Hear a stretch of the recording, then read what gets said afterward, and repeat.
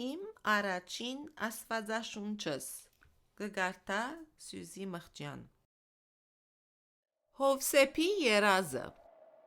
Հակոբ Իսահակին որդին էր Հակոբ շատ կսիրեր իր Հովսեփ որդին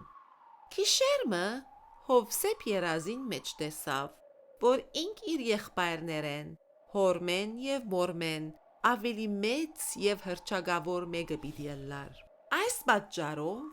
Հովսեփի եղբայրները շատ բարկացան իրմե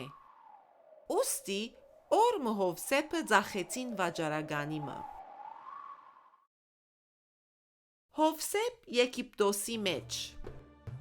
Վաճառականը Հովսեփը դարավ Եգիպտոս որպեսի ծառա ըլլա Աստված հոգաց Հովսեփը